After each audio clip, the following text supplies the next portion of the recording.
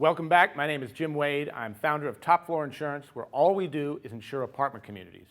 Today we're going to continue our discussion on liability insurance. If you didn't see the last one, go to our website, pull it up.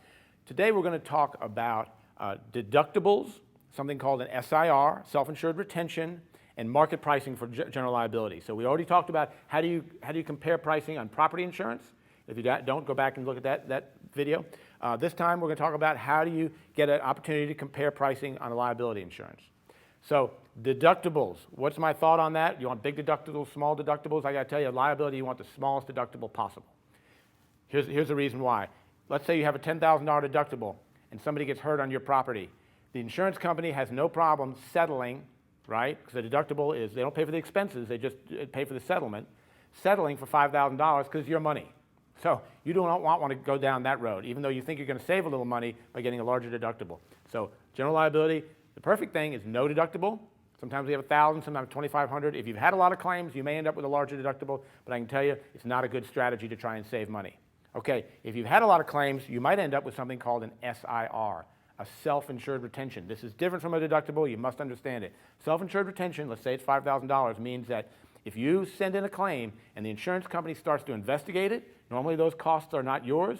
In this case, a self-insured retention, you're on the clock from the moment that adjuster picks up the phone and starts investigating that claim. So they could investigate, doing $5,000 worth of investigation, decide that you weren't at fault, and send you a bill for $5,000. So SIRs are the worst thing, that you definitely don't want those. And if you have one, you want it as small as possible.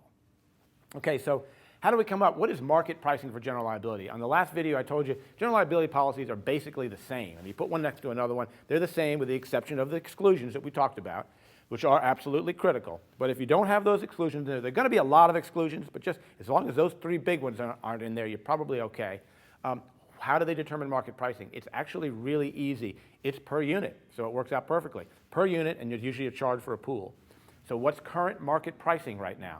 Okay, current market pricing used to be, you could, if you had a nice schedule, large schedule apartment communities, you know, maybe 5,000, and they were A properties, you could get down to maybe $15, $18, $20 a unit, under $20 a unit. The hard market coming, those are very, very rare. So market pricing now is somewhere in the $20 range usually per unit with a small charge for the pool.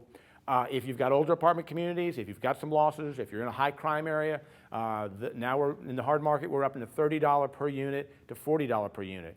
If you're over $40 a unit, that's expensive. So kind of a guideline, anything around $20 a unit or below, pretty good. Anything $40 a unit above, very expensive. Most properties are going to end up somewhere in between. So that gives you an option. It's real easy to analyze the cost of your general liability policy from one program to another program because it's per unit. Could be more simple. Jim Wade, all we do at Top Floor is provide better apartment community insurance, period. Any questions, call me.